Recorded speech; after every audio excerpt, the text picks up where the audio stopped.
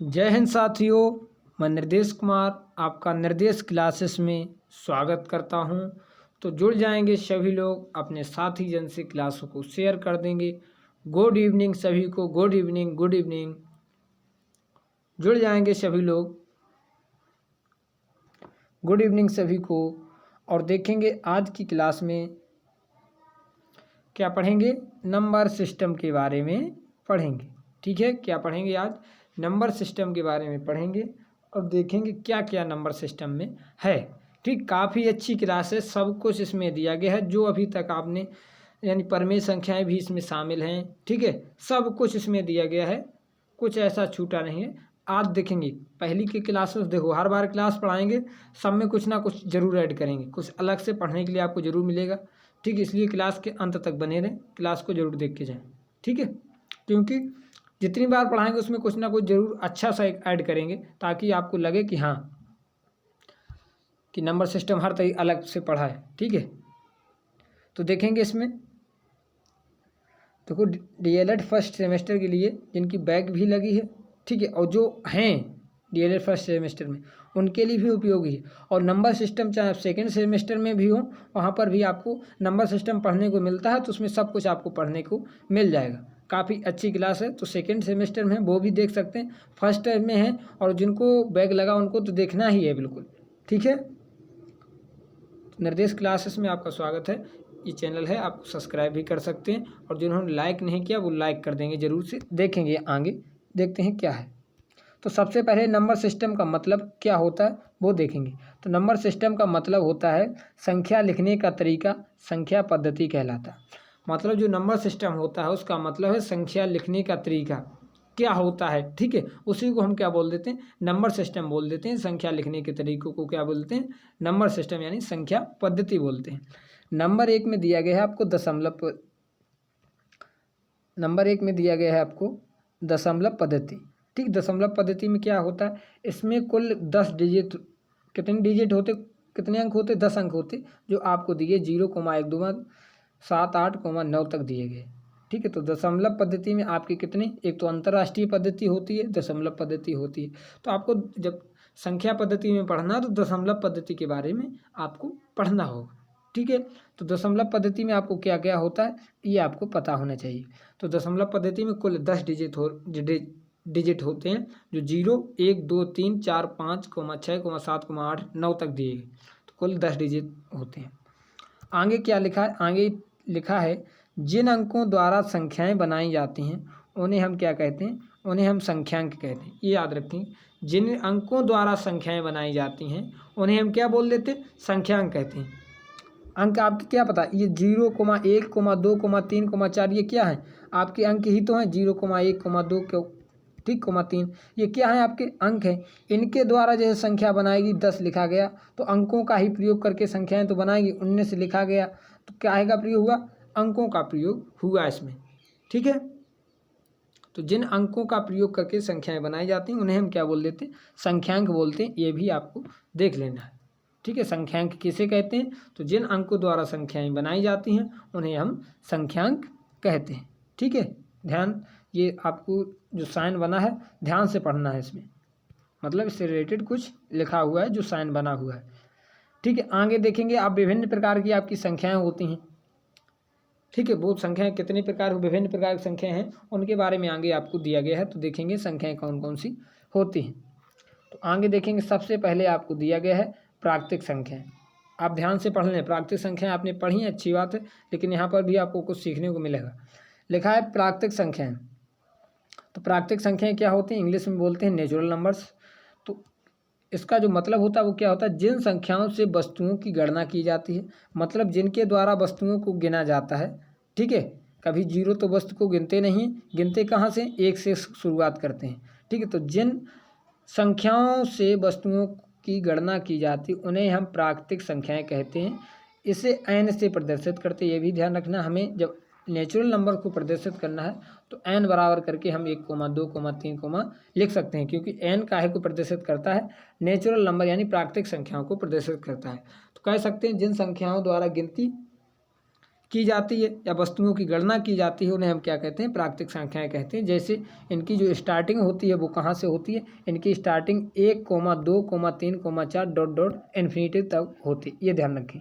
इनकी स्टार्टिंग कहाँ से होती है प्राकृतिक संख्याओं की, 1 से होगी, क्योंकि गिनती हम 1 से ही शुरुआत करते हैं। 1 फिर 2 फिर 3, या किसी बेंच पर बच्चे बैठे हैं तो 1 से ही तो शुरू करते हैं। तो प्राकृतिक संख्या क्या होती है, जिनके द्वारा गिनती की जाती है, हम उन्हें प्राकृतिक संख्याएं कहते हैं। जैसे किसी क्लास में बच्चे बैठे हैं तो 1 2 3 4 से शुरू करेंगे, तो प्राकृतिक संख्याएं कहाँ से शुरू होती हैं, 1,2,3,4 से, ऐसे करके आगे डॉट डॉट तक शुरुआत होती है। ठीक है, इतना समझ चुके होंगे। आगे देखेंगे, जिन्होंने क्लास को लाइक नहीं किया है आप क्लास को लाइक कर देंगे बेहतरीन तरीके से। ठीक है, आगे देखेंगे दिया गया पूर्ण संख्या यानी होल नंबर्स। अब ये होल नंबर्स क्या होता है इसमें देखेंगे। तो पूर्ण संख्याओं की यदि हम बात करें, देखो प्राकृतिक संख्याओं के परिवार में, मतलब परिवार या समूह लिख सकते हैं। ठीक, हमने लिख दिया ब्रैकेट में समूह, यानी प्राकृतिक संख्याओं के समूह। प्राकृतिक संख्याओं का समूह क्या होता है, 1,2 ये होता है, 1,2,3,4 ये तो क्या होता है प्राकृतिक संख्याओं का समूह। ठीक है, में 0 को शामिल कर दें। देखो इस 0 को मैंने शामिल कर दिया और ये काहे का समूह बन गया, होल नंबर का समूह बन गया। ठीक है, काहे का समूह बन गया, होल नंबर का समूह बन गया।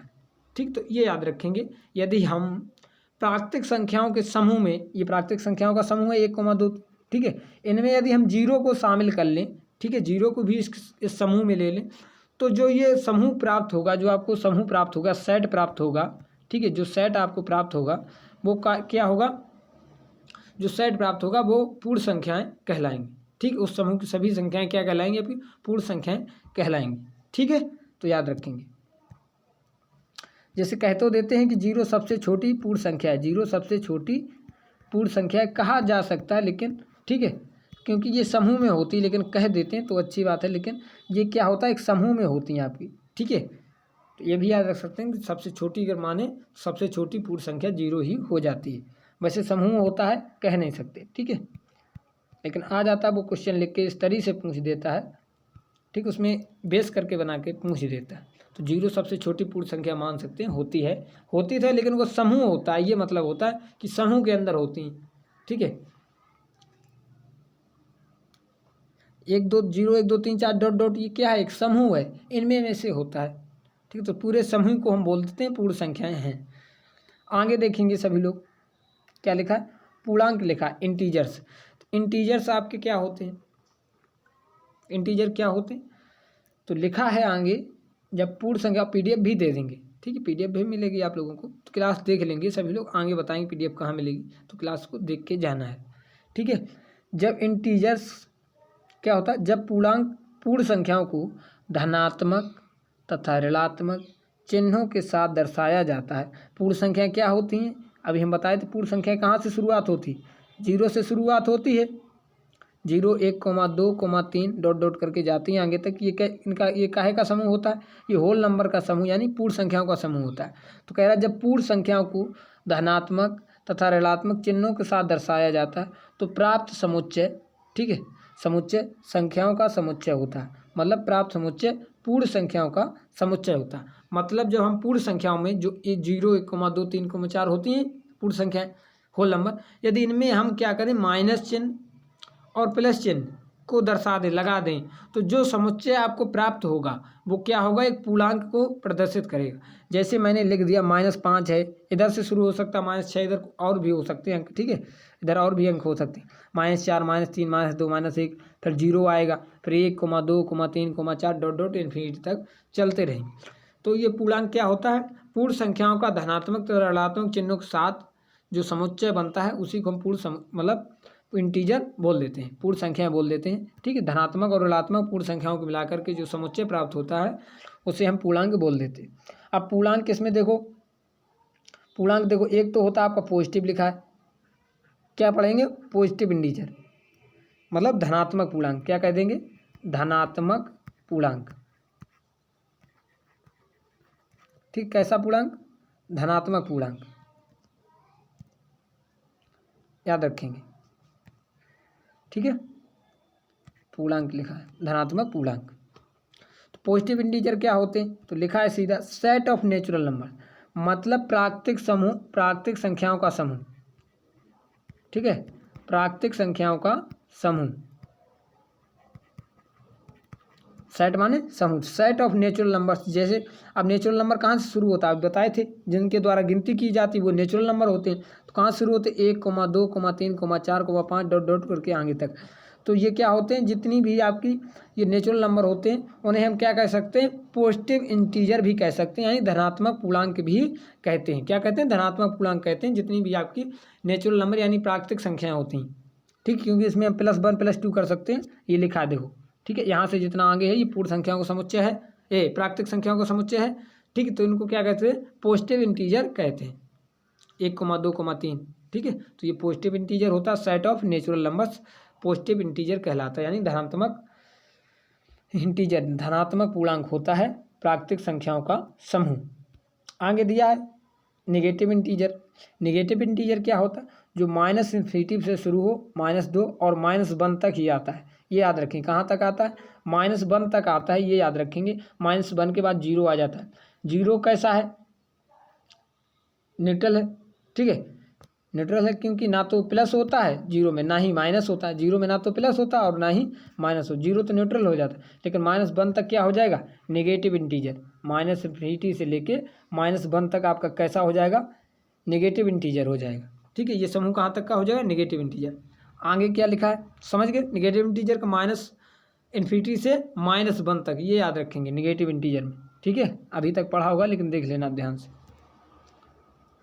आगे देखो क्या लिखा है, 0 ना तो धनात्मक है, ठीक, पूर्णांक है, और ना ही ऋणात्मक पूर्णांक है, लेकिन एक सम पूर्णांक है, ये याद रखेंगे। 0 एक कैसा है, 0 एक सम पूर्णांक है, ये याद रखेंगे।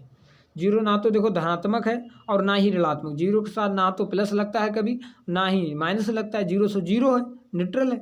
ठीक है, आप यदि 0 है तो मतलब क्या, ना तो प्लस है ना तो माइनस, मतलब न्यूट्रल है, बिल्कुल 0 है। नहीं बोल देते आप 0 है, 0 का मतलब हो जाए न्यूट्रल, ना तो प्लस है ना तो माइनस है, कुछ नहीं। ठीक है, लेकिन कुछ तो हैं, वो क्या है, एक क्या है, एक सम पूर्णांक है, ये याद रखो। लेकिन वो क्या है, जब कुछ नहीं है तो कुछ तो होता है। किसी व्यक्ति में कोई गुण नहीं है तो उसमें कुछ ना एक देखो, एक ना एक क्षेत्र में तो होता ही है। ठीक है, एक ना एक क्षेत्र तो होगा उसका जिसमें वो अच्छा परफॉर्मेंस करता होगा। ठीक है, तो क्या है, 0 एक सम पूर्णांक है, धनात्मक नहीं है, ऋणात्मक नहीं है, लेकिन एक सम पूर्णांक है। ठीक है, 0 कैसा है, एक सम पूर्णांक है, ये याद रखेंगे। आगे देखेंगे, इंटीजर के बारे में समझ चुके हैं। इंटीजर धनात्मक भी होते हैं, ऋणात्मक होते हैं। धनात्मक में क्या होते हैं, जो आपकी प्राकृतिक संख्या है उसमें धनात्मक आ जाते हैं, 1, 2, 3, 4। और जो ऋणात्मक होते हैं वो -∞ से -1 तक आ जाते हैं। 0 ना तो धनात्मक है ना ही ऋणात्मक है, एक सम पूर्णांक है। 0 एक सम पूर्णांक है, बस ये सीख लिया। आगे देखेंगे, इसमें आगे क्या लिखा है, सम संख्या यानी इवन नंबर। तो इवन नंबर क्या होते हैं, बताएंगे जल्दी से, इवन नंबर क्या होते हैं।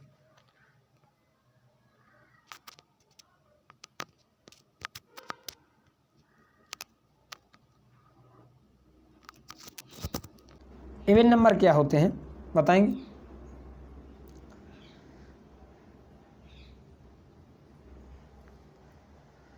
वॉइस आएगी, कोई दिक्कत नहीं होगी वॉइस में। ठीक है, इवन नंबर क्या होते हैं,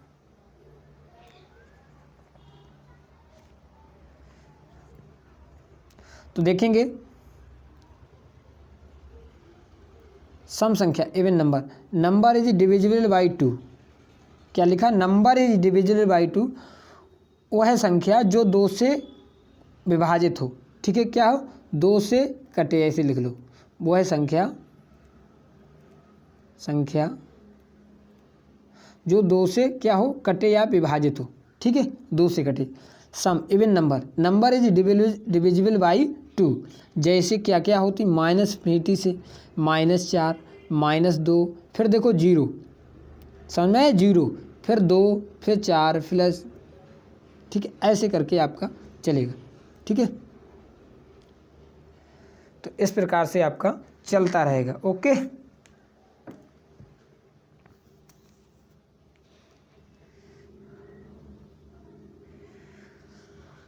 तो समझ गए क्या है, -∞ से शुरू होगा, -4, -2, फिर 0 आएगा। इवन देखो 0 कैसी है आपकी, 0 कोई कहे तो सम संख्या है, याद रखेंगे। कैसी है जीरो? आपकी सम संख्या है, किसी से पूछ लेना परेशान हो जाएगा जीरो क्या है। तो जीरो एक सम संख्या है, ये याद रखना। क्योंकि देखो -4 के बाद पेयर -2, फिर जीरो, तब 2 आएगा, फिर 4 आएगा, फिर 6 आएगा, मतलब 2 का गैप चल रहा है इसमें। ठीक है, तो समझ गए सम संख्या है। ठीक है, जो 2 से कटे, ये याद रखो, जो 2 से कट जाए संख्या वो आपकी क्या हो जाएगी? इवन संख्या, इवन नंबर हो जाएगा। जैसे 14 लिखा है, 14 कैसी संख्या है बताओ? 14 जो लिखा है वो कैसी संख्या है? 14 कैसी संख्या है? अभी 200 कट जाएगी, 2 7 14, मतलब कैसी है? इवन नंबर है। कैसा है? इवन नंबर है, क्योंकि 2 से कट जाता है। तो वे संख्याएं जो 2 से कट जाती हैं वो आपकी इवन नंबर होती हैं। जैसे आपका 18 लिखा होता है, वही 2 से कट जाए, 2 नेम 18। ठीक है, तो ये याद रखना, वो संख्या काहे से कटनी चाहिए? 2 से कटनी चाहिए, 3 से नहीं, 2 से, केवल 2 से। Number is divisible by 2। ठीक है, ये याद रखना है। ठीक, 2 से कटना चाहिए, ये याद रखें।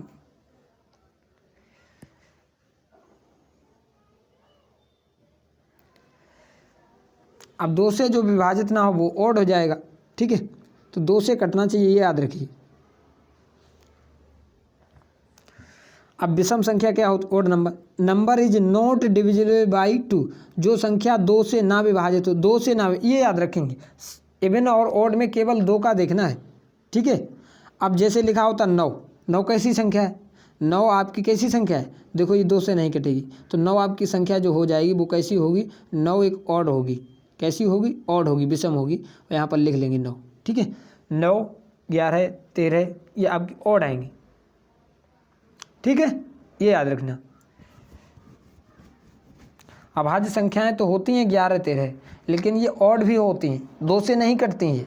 9 2 से कटता नहीं कटता है। ठीक है, लेकिन 9 एक भाज्य संख्या होती है, लेकिन वैसे ऑड होती है। ठीक है, क्योंकि 2 से नहीं कट रहा, 9 2 से कट रहा, कहीं नहीं कट रहा है, तो कैसी हो जाएगी? आपकी ऑड नंबर हो जाएगा 9। ठीक है, लेकिन 9 एक भाज्य संख्या हो जाती है। ठीक है, ये याद रखें। यानी कंपोजिट नंबर होता है 9, लेकिन ऑड नंबर होता है। आगे देखेंगे, समझ लेंगे, आगे मिल जाएगा। आगे क्या लिखा? अभाज्य संख्या, प्राइम नंबर। देखो प्राइम नंबर इतने अच्छे तरीके से लिखा है, इसमें सब कुछ लिखा है, कोई ऐसा कुछ नहीं छूटा है, सब कुछ इसमें पढ़ने को मिल जाए। यदि आप नोट कर लेंगे तो इससे क्या बाहर आएगा बताओ? हमें पढ़ के बताना, इसमें क्या आपको बाहर से क्या पूछ सकता है वो। तो देखेंगे क्या लिखा? अभाज्य संख्या, इंग्लिश में बोलते हैं prime number. Number having only and only 2 factors are 1 and itself. या तो संख्या 1 से कटे या स्वयं से, क्या हो? या तो स्वयं से कटे। बस जिसके फैक्टर केवल 2 हो, वो कौन कौन से फैक्टर? या तो 1 हो या स्वयं की संख्या। देखो 2 है, यानी स्वयं की संख्या से कटे या 1 से कटे, ये याद रखना है। तो वो कैसी संख्या होगी? आपकी प्राइम नंबर होगी, यानी अभाज्य संख्या होगी, जिसके केवल 2 गुणनखंड हो। लिखा है जिसके केवल 2 गुणनखंड हो, ये याद रखना। कितने गुणनखंड होने चाहिए? केवल 2 होने चाहिए, ये याद रखना। जैसे 2 है, 2 को देखो, 2 के गुणनखंड क्या होंगे? या तो 1 से कट जाएगा, 1 दूनी 2 और 2 एकम 2, इससे अधिक कहीं कट पाएगा। अब जैसे हम 9 ले लेते, अब 9 था, तो 9 को कैसे काटते? देखो 1 से तो कट जाएगा, 9 एकम 9, 9 से भी काट देंगे, 1 निम्मा 9 हो जाएगा, 9 एकम 9 हो जाएगा, और 3 से भी 3 त्रिका 9। देखो मैं 2 से अधिक हो गए गुणनखंड, तो 9 कैसी हो जाएगी? आपकी भाज्य संख्या हो जाएगी, क्योंकि 2 से अधिक हो। ठीक है, तो केवल 2 गुणनखंड हो, केवल कितने? केवल 2 गुणनखंड हो, 2 फैक्टर्स, तो कैसी होगी? अभाज्य संख्या होगी। लेकिन अगर 2 से अधिक हो गए तो वो कंपोजिट हो जाएगी, यानी भाज्य संख्या हो जाएगी। तो ये याद रखना, अभाज्य संख्या में केवल 2 गुणनखंड होने चाहिए। ठीक है, केवल 2 गुणनखंड होने चाहिए, 1 हो और स्वयं की संख्या हो, इसके अलावा किसी से ना कटे। या तो 1 से कटे और स्वयं की संख्या से कटे, इसके अलावा किसी से ना कटे, वह संख्या आपकी अभाज्य संख्या यानी प्राइम नंबर कहलाएगी। ठीक है, समझ गए? प्राइम नंबर क्या होगा? या तो स्वयं से कटे या 1 से कटे, तो वह संख्या आपकी अभाज्य संख्या कहलाती है। जैसे शुरुआत कहाँ से होगी? 1 दे तो 1 के केवल 1 ही गुणनखंड है, तो 1 ना तो भाज्य होती ना ही अभाज्य होती। आगे सब पढ़ने को मिलेगा आपको। तो देखो कहाँ से शुरू आ गया इसका क्रम, कहाँ से? देखो 2 3 5 है, 7 है, 9 नहीं आएगा, ये ध्यान रखना। 9 नहीं आ पाएगा, क्योंकि 9 के 3 गुणनखंड हो जाएंगे। ठीक है। तो 9 रहेगा आपकी भाज्य संख्या, ये याद रखेंगे। तो 2 3 5 7 11 है, ठीक है, 11 है, 13 है, ठीक, 70 है, ऐसे ही चलेगा, ठीक है। 15 नहीं होगा, 15 ऑड संख्या हो सकती लेकिन अभाज्य संख्या नहीं, ठीक है।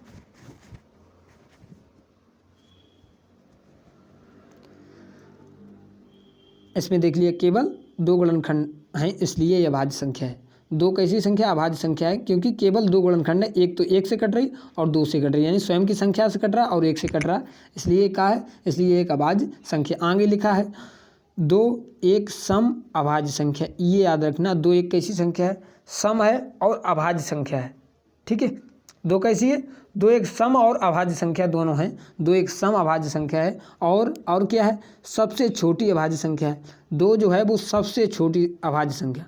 कोई पूछे सबसे स्मॉलेस्ट प्राइम नंबर्स क्या है? 2 होता है, 2 होता है, ठीक है। सबसे छोटी अभाज्य संख्या क्या होती? 2 होती, ये याद रखेंगे। सबसे छोटी अभाज्य संख्या, ठीक है, अभाज्य संख्या क्या होती? 2 होती, ये याद रखें। ओके, लिखा भी है इसमें। 2 एक समअभाज्य संख्या है, इवन प्राइम नंबर है और सबसे स्मॉलेस्ट प्राइम नंबर है, ठीक है। अब आगे ये लिखा है कि संख्या 1 जो है इज नाइदर प्राइम, ठीक, नॉर कंपोजिट, ना ही भाज्य है और ना ही अभाज्य। एक संख्या 1 जो है, एक ये है, ना तो भाज्य है और ना ही अभाज्य, ये याद रखना। क्योंकि देखो अभाज्य इसलिए नहीं कह पाएंगे कि अभाज्य में कितने गुणनखंड चाहिए? 2 गुणनखंड चाहिए। कितने गुणनखंड चाहिए? 2। और भाज्य के लिए कम से कम 2 से अधिक होने चाहिए, 3 गुणनखंड होने चाहिए। लेकिन एक के तो केवल एक ही गुणनखंड है, ठीक है, ना तो भाज्य है और ना ही अभाज्य, ठीक है, ये याद रखेंगे। तो संख्या 1 नाइदर प्राइम नॉर कंपोजिट, ना ही भाज्य और ना ही अभाज्य, नोट कर लेंगे। आगे लिखा 1 से, कोई पूछे लिख के 1 से 50 तक कितनी अभाज्य संख्याएं आएंगी? तो 1 से 50 तक आपकी 15 अभाज्य संख्याएं होती हैं, ठीक है। ये भी याद रख सकते हो सकता पूछ ले निकालने के लिए। तो आपको डायरेक्ट यदि ऑप्शन में पूछा जाएगा तो 1 से 50 तक की अभाज्य संख्याएं कितनी आएंगी, आप करेंगे भी तो 15 आ जाएंगी, ठीक है, ये याद रखेंगे।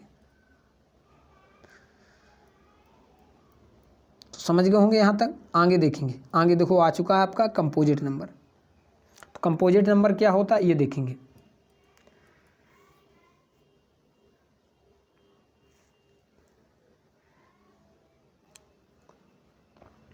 तो भाज्य संख्या composite number having more than 2 factors, मतलब 2 से अधिक गुणनखंड। क्या? 2 से अधिक गुणनखंड होने चाहिए, ये याद रखना, ठीक है। 2 से अधिक गुणनखंड होने चाहिए। किसको होने के लिए? कंपोजिट नंबर, भाज्य संख्या कहलाएगी। कैसी संख्या कहलाएगी? भाज्य संख्या। आप नोट करना चाहें नोट अपनी भाषा में भी कर सकते हैं और देख भी लेंगे सुबह शाम, ठीक है, एक बार रिवीजन कर लेंगे तो याद रहेगा। तो number having more than 2 factors क्या कहलाएगी? भाज्य संख्या कहलाती है, जिनके 2 से अधिक गुणनखंड हो, ठीक है। वे संख्याएं जिनके 2 से अधिक गुणनखंड हो वो संख्याएं कैसी कहलाएंगी? आपकी कंपोजिट नंबर, या कह सकते हैं मतलब भाज्य संख्या। हिंदी में क्या कहेंगे? भाज्य संख्या कहलाती, ठीक है। हिंदी में कहते हैं भाज्य और इंग्लिश में बोल देते हैं कंपोजिट नंबर।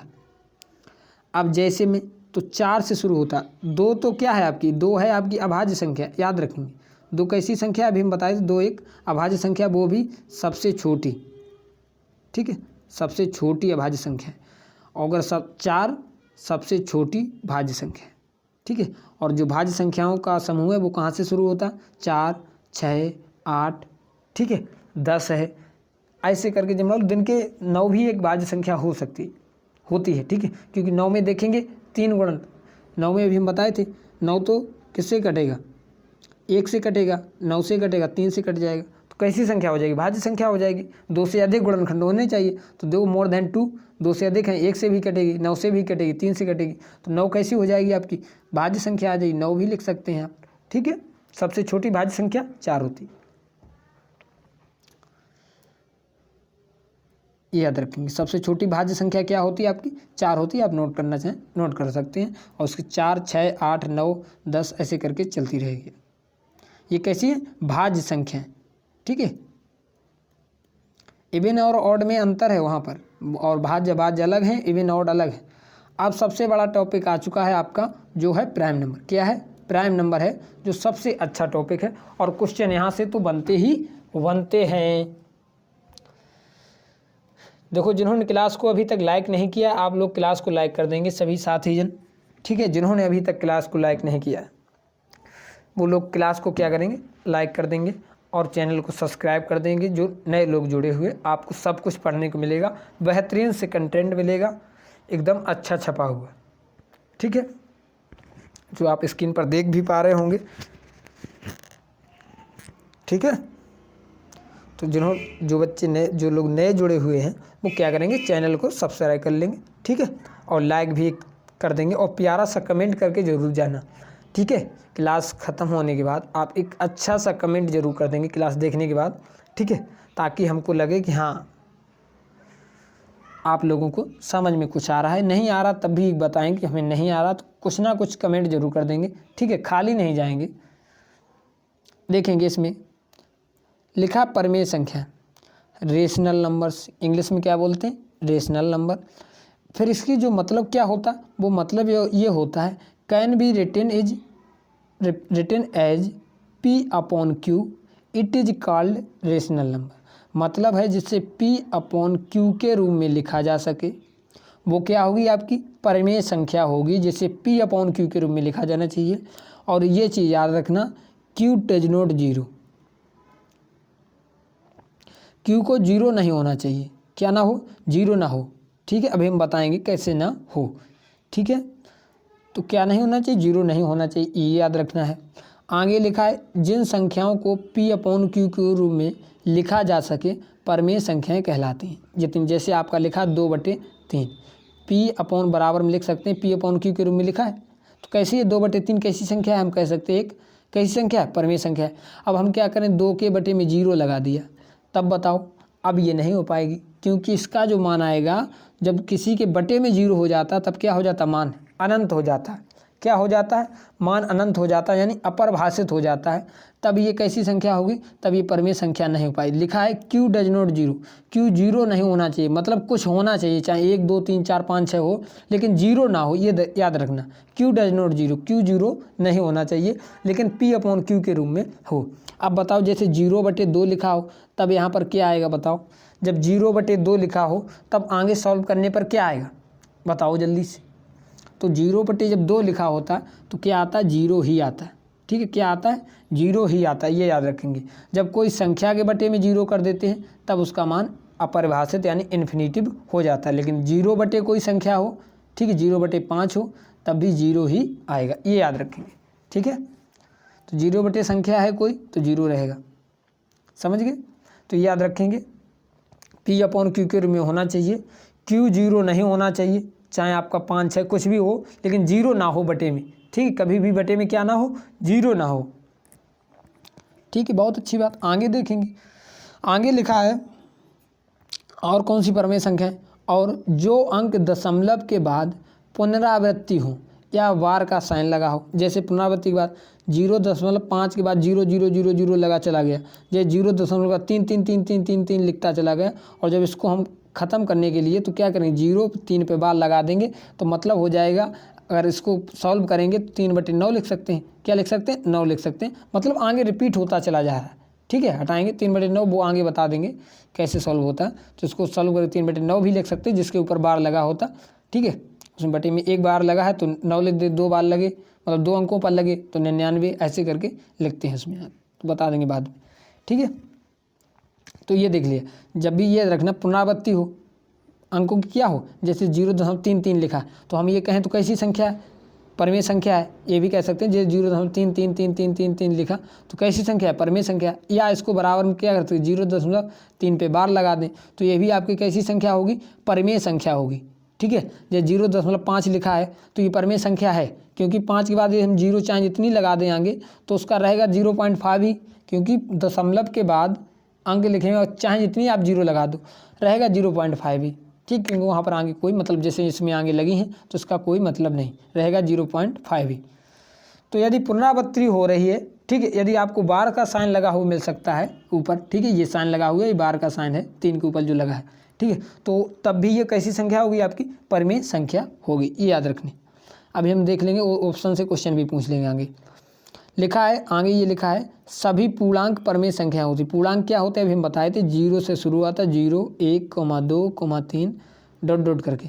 तो ये क्या होती, सभी पूर्णांक परमेय संख्या होती। जितने भी पूर्णांक हैं, मतलब 0 के बाद जितने भी 1, 0, 1, 2, 3, 4, तो 0 भी आपकी क्या है, एक 0 भी आपकी एक परमेय संख्या है, ये याद रखेंगे। आगे लिखा भी है ऑप्शन में, ठीक है। तो सभी पूर्णांक परमेय संख्याएं होती हैं। इंटीजर जितने भी होते हैं वो सभी रेशनल नंबर होते हैं। ऑल इंटीजर्स रेशनल नंबर, ठीक। आगे लिखा है परमेय संख्याओं को हमने बता दिया। जैसे परमेय संख्याओं में क्या हो, जैसे 0.7 है तो ये क्या होगी आपकी परमेय संख्या होगी। 2/3 P/Q के रूप में लिखा है, 2/3 परमेय संख्या होगी। 0.3 पे बार लगा है, देखो बार लगा ये 0.3 तो ये भी परमेय संख्या होगी। 0 परमेय संख्या होती, देखो 0 लिखा है, तो 0 कैसी संख्या है, कोई पूछे तो 0 आपकी कैसी संख्या है, परमेय संख्या है, याद रखेंगे। 5 लिखा है, 5 है, 6 है, देखो अभी 5 6 आ रहा था, मतलब लिखा था पूर्णांक सब आते हैं, 0 1 2 3 4 5 6 7 8, ठीक है। तो जितने भी पूर्णांक होते हैं परमेय संख्या 5 6 7 8 9, क्योंकि जैसे 5 के बटे में हम कुछ नहीं, एक तो लिख ही सकते हैं, 5 के बटे में क्या लिख सकते हैं, 1 लिख सकते हैं, तो क्या होगी P/Q के रूप में हो गई ये, ठीक है। 5/1 लिखेंगे मतलब 1 ही रहेगा, 5 ही रहेगा। 5/1 लिखा है तो उसका मतलब क्या रहेगा, 5 ही तो रहेगा, ठीक है। तो ये भी क्या होगी आपकी परमेय संख्या होगी। 5/1 लिख देंगे, P/Q का रूप बन जाएगा, तो कह देंगे आपकी क्या होगी, परमेय संख्या होगी, ठीक है। फिर दिया है कि √16, √49, √81 हो सकता है, ठीक है। ऐसे √144 हो सकता है। जितनी भी पूर्ण वर्ग संख्याएं हैं, देखो 81 9 का हो जाएगा अंडर रूट, ठीक है, ये 12 का अंडर रूट हो जाएगा वर्गमूल, ठीक है। तो जितनी भी पूर्ण वर्ग संख्याएं हैं वो सभी आपकी परमेय संख्याएं होती हैं, ये भी याद रखेंगे, ठीक है। लिखा तो सब कुछ है लेकिन आप भी याद रखेंगे, क्योंकि वहाँ पर आपको नकल तो मिलेगी नहीं जो कर पाएंगे, तो आपको सब नोट करना है दिमाग में। समस्या यही होती है कि हम समझते नहीं हैं सही से, इसलिए गलत हो जाते हैं क्वेश्चन, आते हुए क्वेश्चन गलत होते हैं, वो ना सही से पढ़ने की वजह से। पढ़ते तो सब कुछ हैं लेकिन उसमें सही से ना पढ़ पाना वो हो जाता है। तो जितनी भी पूर्ण वर्ग संख्याएँ होती हैं वो आपकी परमेय संख्याएँ होती हैं। मैंने ये ऐसे करके लिख दिया, दर्शा दिया एग्जाम्पल। अब नोट में याद रखना, जो 22/7 होती है एक परमेय संख्या होती है, क्योंकि ये P/Q। काफ़ी लोग क्या करते हैं, पाई को क्या मान लेते हैं, 22/7 मान लेते हैं, बिल्कुल गलत है। पाई का कभी भी एग्जैक्ट वैल्यू किसी ने याद ही नहीं कर पाई। पाई की बहुत मोटी किताब आती है पाई की केवल, ठीक है। तो पाई का मान कभी एग्जैक्ट होता ही नहीं, लाखों करोड़ों संख्याओं में चलता ही रहता, शांत है ही नहीं। तो पाई का मान एग्जैक्ट वैल्यू नहीं है, मान लेते हैं, ठीक, अप्रॉक्सीमेट में कि 22/7 होती, लेकिन ये होती नहीं है 22/7। मान लेते हैं कि 3.14 होती, वो होती नहीं है, अप्रॉक्सीमेटली मान लेते हैं कि 3.14 होती है, आगे ऐसे चलती रहती है, ठीक है। तो ये याद रखना 3.14। अब 3.14 के बाद ये हम कह सकते हैं कि 3.14 के बाद, क्योंकि अंक बदलते रहते हैं, जब अंक बदलते रहेंगे तब ये आपकी अपरमेय संख्या हो जाएगी। अभी आगे लिखा होगा अपरमेय संख्याएं कौन कौन सी होती हैं, उसमें देख लेंगे। तो 22/7 आपकी कैसी संख्या है, परमेय संख्या है, जबकि पाई एक अपरमेय संख्या होती, ठीक है। तो ये याद रखना है। तो 22/7 कैसी संख्या है, 22/7 कैसी संख्या है, आपकी परमेय संख्या, आज से याद रखना, ये याद रखना। जबकि जो पाई होती वो अपरमेय होती, कैसी होती, अपरमेय होती। कन्फ्यूजन बिल्कुल दूर हो जाएगा, क्लास देख लेंगे, ठीक है। और क्लास को लाइक कर देंगे जिन्होंने क्लास को लाइक नहीं किया है।